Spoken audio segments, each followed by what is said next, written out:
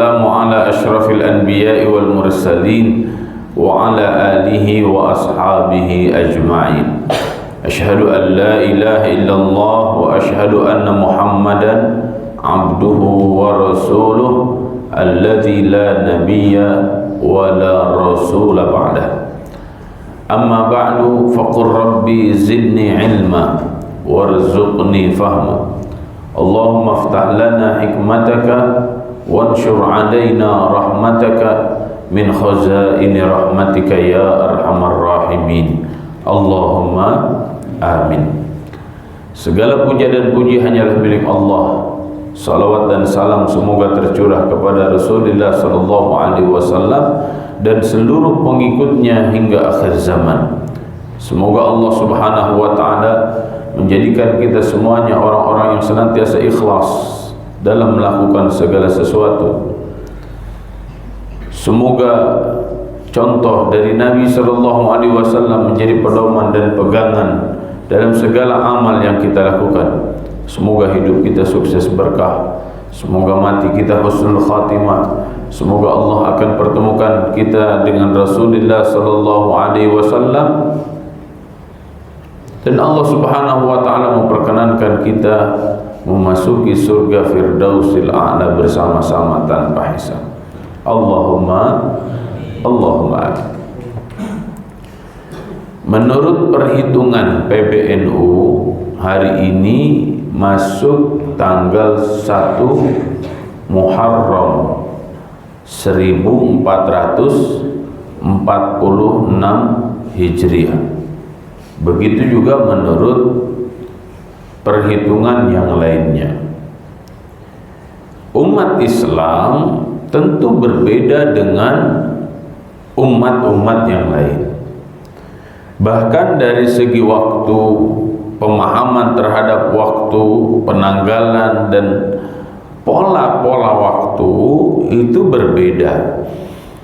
Hal ini harus menjadi perhatian bagi kita karena waktu itu modal utama kita hidup. Dan banyak orang yang terlena dengan waktu, bahkan tidak memperhatikan waktu. Oleh karena itu di dalam Al-Qur'anul Karim Allah Subhanahu wa taala mengingatkan kita dengan a'udzubillahi minasyaitonirrajim wal 'asr. Demi waktu. Memang sebagian ulama mengatakan wal 'asr itu demi waktu asar. Ya. Kenapa wal 'asr dikatakan demi waktu? Karena memang semua kita tidak bisa keluar dari waktu. Ya. Sebelum lahir kita ada di alam rahim. Berapa lama? 9 bulan. Kalau sudah lebih dari 9 bulan, 10 bulan, bahaya. Ya, apalagi kalau sampai 12 bulan. Ya, seorang bayi ada 12 bulan di perut ibunya, bahaya enggak tuh? Udah lebih waktu, udah offset kalau dalam main bola. Maka hari ini banyak yang di sesar atau kurang waktunya, baru 8 bulan bahkan 7 bulan lebih sudah banyak yang disesar. Ini masalah waktu, kurang bermasalah, lebih bermasalah. Ya, kita hidup di dunia juga sama, ada waktu. Ya, antum masuk kelas 7 tiba-tiba langsung ke kelas 12 gitu, enggak, ada waktu yang harus dilalui. Ya, kelas 7, naik kelas 8, naik kelas 9, terus sampai kelas 12 sudah selesai waktunya tuh di pesantren. Terus ngapain Ustaz kalau sudah selesai di pesantren? Ya terserah antum. Ya, antum mau ngapain? Karena semua orang pasti punya keinginan, semua orang pasti punya cita-cita, pasti punya tujuan. Keinginan, mimpi-mimpi, tujuan, cita-cita itu juga tidak lepas dari waktu. Ya. Ketika kita mau memaksimalkan waktu yang Allah Subhanahu wa taala berikan, selamat kita. Dan di dunia kita tidak akan selamanya. Ya, Perhatikan waktu asar oleh siapa? Oleh mereka yang sudah berusia 40 tahun. Ustaz sudah 43 tahun. Ustaz Hendra berapa? 50. Tahun ini Ustaz Hendra 40, Masya Allah. Abu Nabil berapa tahun? 44 tahun tuh Abu Nabil. Ustaz Salman berapa? 45 ada. Perhatikan yang sudah 40 tahun. Hatta idza balagha 40 sana. Qala rabbi auzi'ni an ashkura ni'mataka allati an'amta 'alayya wa ala walidayya wa an a'mala salihan tardah wa adkhilni wa aslih li fi dhurriyyati wa aslih li fi dhurriyyati. Usia 40 tahun itu seakan-akan sudah mulai masuk waktu asar. Ya. 40 tahun belum sukses juga berarti ada masalah dalam hidupnya. 40 tahun belum berkah juga keluarganya, berarti ada masalah dalam hidupnya. 40 tahun belum kaya, berarti ada masalah dalam pola mencari rezekinya. 40 tahun masih enggak ke masjid, berarti ada masalah. 40 tahun masih enggak bisa baca Quran, berarti ada masalah. 40 tahun masih belum bisa nerjemah Quran, berarti ada masalah dalam hidupnya. Segera perbaiki. Kenapa? Sebentar lagi Anda masuk waktu maghrib. Kalau waktu maghrib itu artinya apa tuh? Makin tua, mati akhirnya, gelap. Betul nggak? Maka diperingatkan waktu asar itu agar kita semakin mawas diri. Alhamdulillah. Semua orang akan rugi. Wal 'asr innal insana lafi khusr. Siapa yang tidak akan rugi? Ya kalau dikatakan innal insan, sesungguhnya seluruh manusia, berarti manusia ya Uus Mauludi, ya Abu Nabil, Ustaz Hendra, Salman, semua tuh yang namanya manusia lafi khusrin, lafi benar-benar ada di dalam khusrin, kerugian. Semua kita berada dalam kerugian. Pertanyaannya bagaimana agar kita tidak rugi? Illal ladzina amanu, kecuali orang-orang yang beriman. Pertanyaannya kita sudah beriman belum? Kita sudah Islam, beriman? Belum kita. Kenapa? Karena keimanan itu ada 4 minimal. Islam itu ada 2. Meyakini Allah, meyakini Nabi SAW sebagai penutup para nabi dan para rasulullah. Tapi kalau iman itu ada 4 tuh, tambah lagi 2. Apa tambahannya yang 2 itu? Setelah iman kepada Allah dan percaya kepada Allah dan percaya kepada Nabi, maka tambah lagi 2. Pertama, tidak ada keraguan terhadap syariat Islam. Yakin betul bahwa syariat Islam jika digenggam akan menyelamatkan, akan membawa kita kepada kebaikan di dunia dan di akhirat. Dan yang keempat adalah siap berjihad di jalan Allah Subhanahu wa taala. Ini orang beriman. Ya. Kalau kita jangankan jihad di jalan Allah, pergi ke Palestina, ya, untuk memakmurkan masjid saja berat enggak tuh? Ya. Untuk datang ke masjid lebih awal saja beratnya luar biasa. Betul enggak? Untuk baca Quran sehari 1 juz saja beratnya luar biasa. Untuk nulis Al-Quran beratnya luar biasa. Tapi berat jika dilakukan, itulah jihad. Ya, sebelum jihad bi anfus, jihadlah dengan amwal. Sebelum jihad anfus itu yang mana tuh? Yang di Palestina. Betapa luar biasanya saudara-saudara kita di Palestina. Sudah hampir 1 tahun ya dibantai habis-habisan oleh Zionis laknatullahi alaihim, tapi mereka tetap bersabar. Kita belum bisa bantu mereka. Ya, Ustaz sangat ingin bantu mereka. Ya Allah, gimana cara bantu mereka? Ya, semua kita kalau tidak beriman kepada Allah, rugi kita. Ya, maka perhatikan kualitas keimanan. Tanyakan yuk pada diri kita, hai iman, apa kabarmu hari ini? Hai iman, apakah masih ada dalam hati sanubariku? hei iman, apakah engkau tumbuh subur dalam hatiku? Coba tanya kepada diri kalian. Ya, jangan sampai kita mengaku muslim tapi karakter kita justru banyak dipenuhi dengan kekafiran dan kemunafikan. Ya.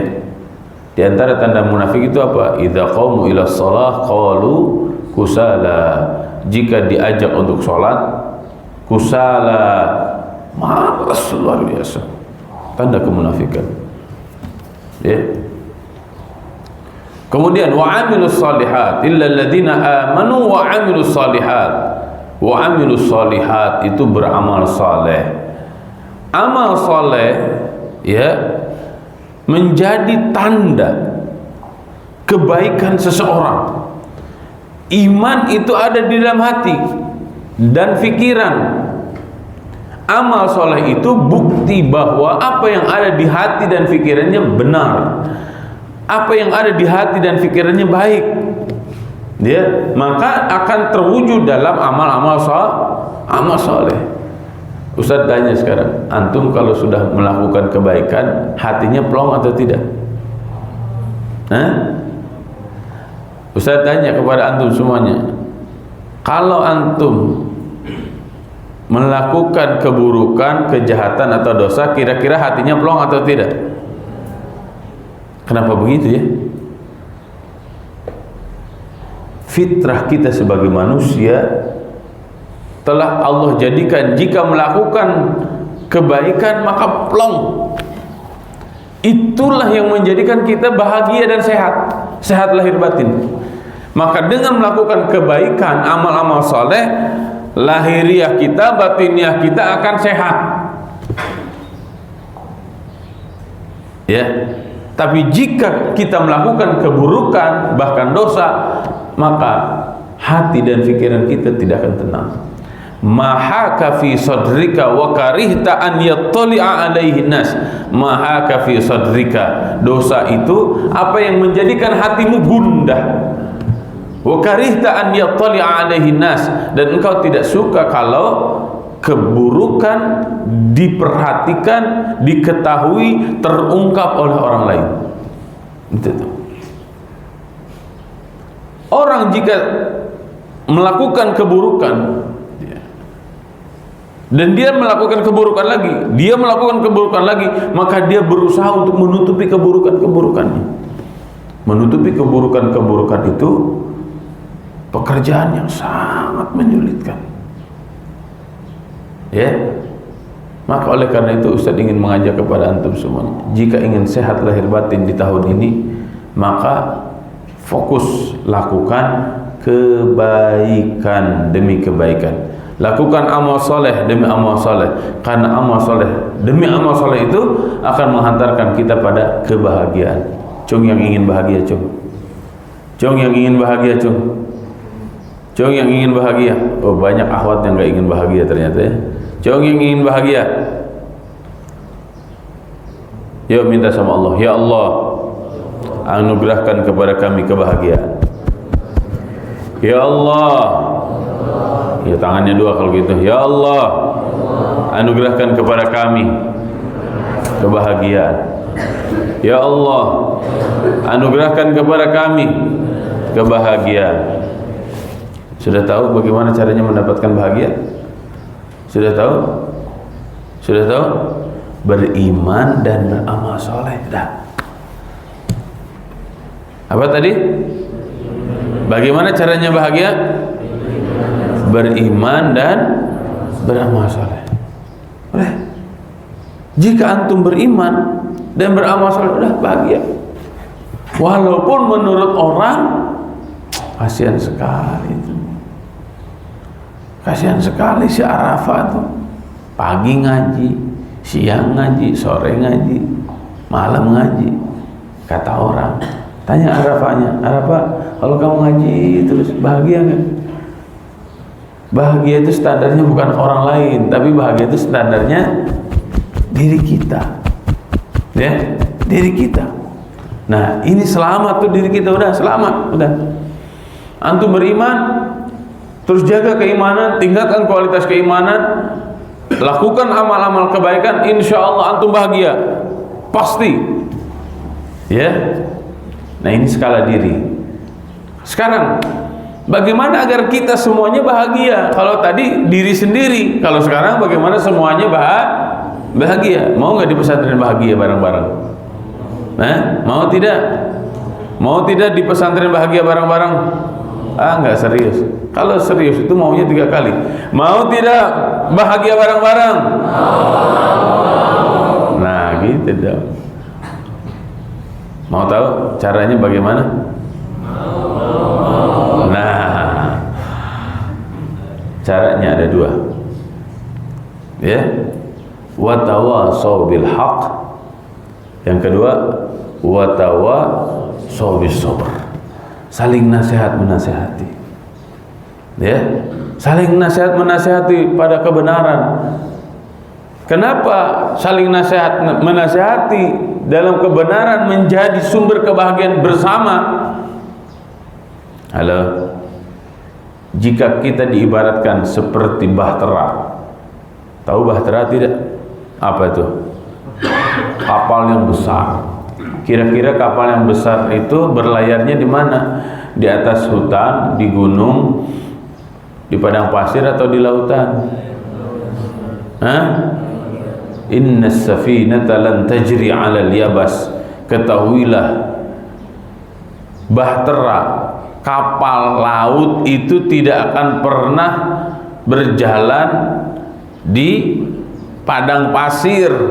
Pasti yang namanya kapal laut itu adanya di lautan. Pertanyaannya sekarang, di lautan itu ada ombak tidak? Di lautan itu ada badai tidak?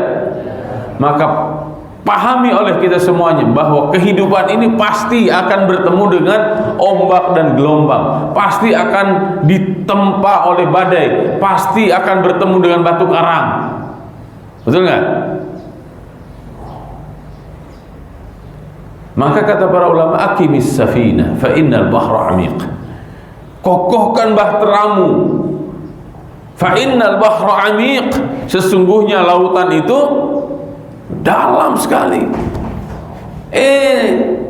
Ada orang, ya, ini lagi enak-enak nih, lagi enak-enak berlayar di lautan.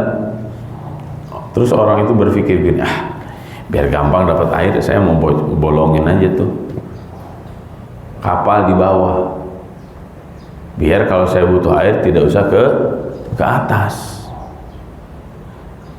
Dibolongin lah sama si Ayas tuh. Cuma segede jarum ini lah, ngapa? Dibolongin sama si Ayas tiap hari, ya.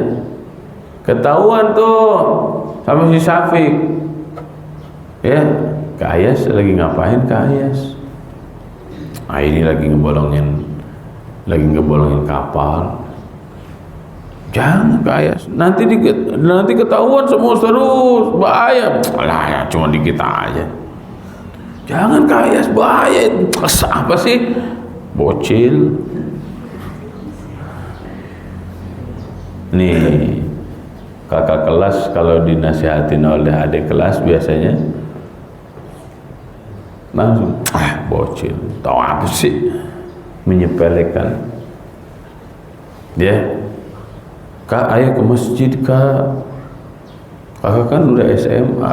Apaan sih? Rese banget sih kamu. Nanti sama temennya, alah sok soleh kamu ki. Udah kamu saya aja ki, ngapain kamu ngajak begitu?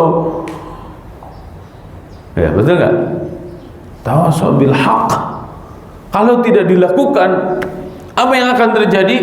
Sehebat apapun bahtera pesantren, ya, karena banyak santri yang tidak komitmen dengan kebenaran, bahkan banyak santri yang inginnya terus-menerus mengajak dan memberikan contoh pada kebatilan, apa yang akan terjadi? Sehebat apapun seorang kapten, seorang komandan, seorang nakhoda di bahtera itu, maka akhirnya akan tenggelam juga.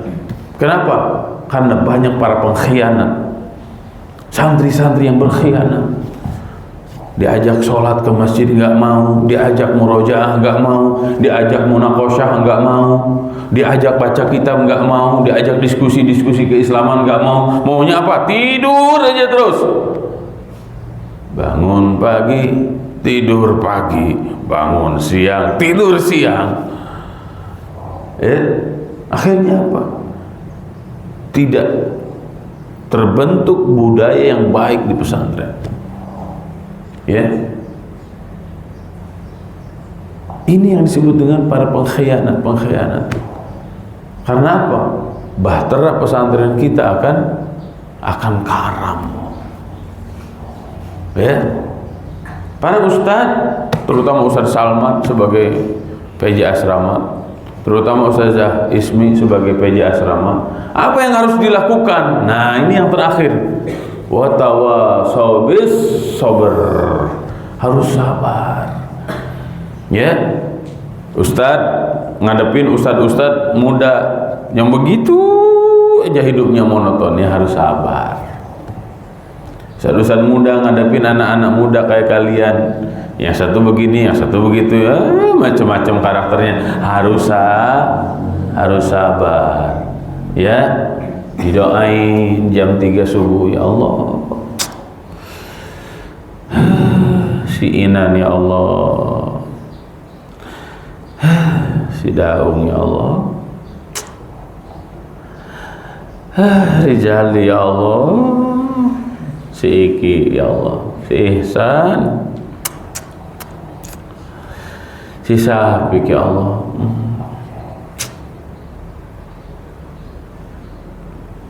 si Hasna ya Allah, si Orel, si Hafizah ya Allah. Harus sabar sampai didoain satu-satu. Itu kerjaan Ustadz. Panggil, kamu ada apa Rizaldi? Panggil, kamu ada apa Siki? Panggil, kamu ada apa Sa? Coba cerita ke Ustadz, ada apa? Kamu pengen kawin ya? Disuruh belajar nggak mau, disuruh ini itu nggak mau. Kamu pengen kawin atau pengen gimana sih? Pengen kawin? Kawin nah. Kamu siapa? Tunjuk santrinya. Santri sana Pak Ustadz. Datangin. Gampang. Yang penting jangan sampai apa yang kita lakukan itu jauh dari keimanan dan jauh dari amal soleh. Kenapa? Rugi kita. Akhirnya apa? Secara pribadi kamu tidak produktif, rugi. Secara sosial juga rugi. Betul nggak? Tapi kalau setiap kita komitmen dengan iman dan amal soleh, karena hakikatnya iman dan amal soleh itu, ini perjanjian kita dengan Allah. Tapi saling nasihat menasehati dalam kebenaran dan kesabaran itu kita sesama kita akhirnya secara pribadi dan sosial kita selamat. Tapi kalau kita tidak melakukan itu, maka kita tidak akan pernah selamat. Sahabat apapun, ingat, pesantren itu bukan jaminan kalian sukses. Ingat, ada di pesantren bukan jaminan kalian menjadi orang hebat. Karena jaminan menjadi orang hebat, orang selamat, orang sukses, orang berkah itu adalah iman, amal soleh, nasihat menasihati dalam kebenaran, dan nasihat menasihati dalam kesabaran. Itu. Ya udah Ustaz, kalau kayak begitu saya nggak mau di pesantren, kata si Haidar. Udah, dan kasihan tuh kalau copot nanti tangannya gimana? Tarikin dari awal sampai akhir. Udah setengah jam Ustaz ngomong dari awal sampai akhir, atau narikin jari aja. Kalau copot gimana? Jawad, mau jawad. Dari tadi berdoa antum narik-narikin tangan. Ntar tuh kalau mau jadi tukang pijit, ntar habis kajian. Lagi kajian pijit. Perhatiin dulu guru. Biar antum nggak rugi. Nah ini nasihat menasihati nih. Betul nggak? Kenapa? Karena adab-adab dalam berguru, adab-adab dalam ilmu, adab-adab dalam majlis itu harus dijaga. Kalau antum tidak jaga, antum rugi nanti. ya, antum akan rugi. Kenapa? Belum tentu antum faham. Hikmahnya antara ilal ladzina amanu wa amilus shalihat ini kedewasaan diri. Wa tawassaw bil haqq wa tawassaw bis sabr, itu kedewasaan sosial dan kedewasaan kontribusi. Loh, kok kontribusi ada, Ustaz? Iya, karena bentuk wazannya adalah tafa'al. Tawassaw bil haqq, tawassaw bis sabr. Tafa'al itu saling, mufa'alah itu saling. Disitulah yang disebut dengan kedewasaan kontribusi. Ini yang Ustaz rumuskan, bahwa orang-orang yang dewasa itu akan bahagia dan selamat. Dewasa apanya? Dewasa dirinya. Dengan apa? Dengan iman dan amal soleh, komitmen dengan itu. Ya, dewasa sosial karena saling menjaga, saling mengingatkan, saling menasihati. Ya. Dewasa kontribusinya apa? Kontribusinya mengingatkan pada kebenaran dan mengingatkan dengan penuh kesabaran. Hidup ini tidak akan enak selamanya. Ya, zaman antum nggak akan enak selamanya. Ya, maka butuh saling mengingatkan dalam apa? Kesabaran. Apa antum berpikir setelah lulus dari pesantren ini antum langsung jadi pejabat gitu? Nggak akan. Apa antum berpikir antum langsung keluar dari pesantren langsung itu jadi orang-orang hebat, jadi miliarder, jadi gitu? Nggak akan. Butuh perjuangan. Maka dari sekarang antum harus mendefinisikan saya itu siapa, saya ini mau jadi apa, siapa tim saya, mau kemana nih saya ini, ya. Itu antum harus betul-betul paham dari sekarang. Kalau antum tidak kokoh, tidak solid dengan teman-teman antum, terus antum mau solid sama siapa? Mau seorang diri? Ngelawan Yahudi antum mau sendirian? Mau ngelawan orang-orang Yahudi yang bengis kayak begitu mau sendirian gitu? Oh, saya mau sendirian aja, Ustaz. Nggak bisa. Harus berjamaah. Loh, kok harus berjamaah? Iya, karena wazan dari amanu ada wawu dan alif, betul nggak? Al wawu lil jamaati wal alifu lil itlaq. Wawu menunjukkan berjamaah, harus bareng-bareng beriman, dan alif menunjukkan lil itlaq, mutlak harus begitu. Jadi beriman harus bareng-bareng. Wa amilus shalihat, amilu ada wawu dan alif, betul nggak? Itu al wawu lil jamaah wal alifu lil itlaq. Ya. Wa tawassaw bil haqq wa tawassaw bil haqq wa tawassaw, itu tuh wawu lil jamaah. Jadi iman itu nggak bisa sendirian, amal soleh itu nggak bisa sendirian, saling menasehati itu nggak bisa sendirian. Coba antum sama si Jawad dari tadi main terus kan, bisa main sendirian kan antum? Hah? Coba dipisahin aja si Jawadnya nih, taruh di situ, langsung syahadat gini, Jawad nggak ada.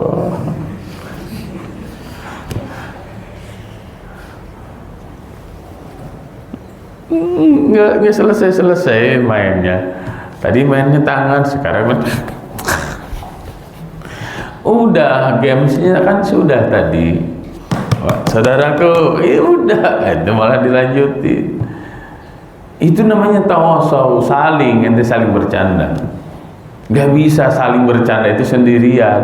Coba bercanda sama tiang, nggak akan bisa. Sama menasehati juga tidak akan bisa sendirian.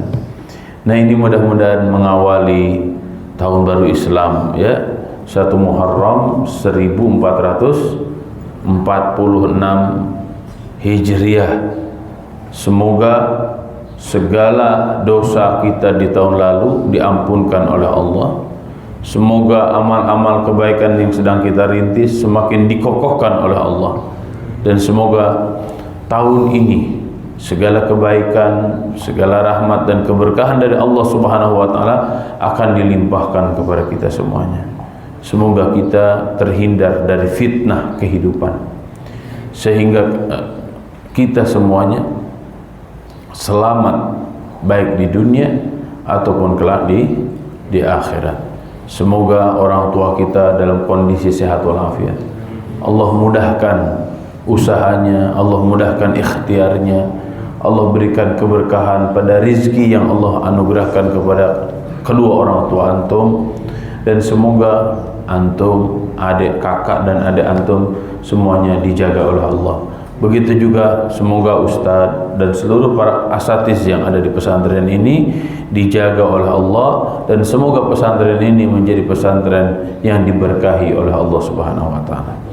Nah, ini sebelum ustadz tutup ya, karena sering ini kata-kata ini digunakan, mana yang tepat antara kata-kata mabruk dengan mubarak ya. Mabruk itu barokah, yabruku, dan barokah yabroku. Ini beda. Kalau mabruk itu kalau diartikan, mabruk itu diartikan ditindih unta. Itu mabruk. Untanya begini. Jadi ditindih unta yang sedang ya begini, itu namanya mabruk. Kalau mendapatkan keberkahan dari Allah itu mubarak. Jadi ustadz itu suka ketawa sendiri kalau ada yang marawisan, mabruk alfa mabruk alaika. Mabruk alfa mabruk berarti kamu sedang didoakan ditindih oleh alfa 1000 unta yang sedang begini. Suka ngaco orang-orang itu latah gitu. Maka Ustaz seumur hidup tidak pernah Ustaz tidak pernah nyanyi kayak begitu. Mabruk alfa mabruk alaika mabruk. Semoga engkau ditindih oleh 1000 unta yang sedang. Jadi jangan mendoakan mabruk, tapi mubarak. Ya? Apa? Mubarak atau wallahu yubarik fik. Itu langsung tuh, wallahu yubarik fik. Semoga Allah memberkahimu. Atau barakallahu fikum. Ya, barakallahu fikum. Allah telah memberkahi kalian. Ya, jadi hindari kata-kata mabruk, tapi mubarak insyaallah, atau barakallahu fikum, atau wallahu yubarik fikum. Hindari kata-kata mabruk. Ya, paham ya? Bisa dipahami? Baik, alhamdulillah, karena semuanya sudah paham, semoga mubarak insyaallah. Ya, kita akhiri dengan istighfar dan doa kafaratul majlis. Astaghfirullahaladzim, astaghfirullah. Subhanakallahumma bihamdika nasyhadu an la ilaha illa anta nastaghfiruka wa natubu ilaik. Wassalamu alaikum warahmatullahi wabarakatuh.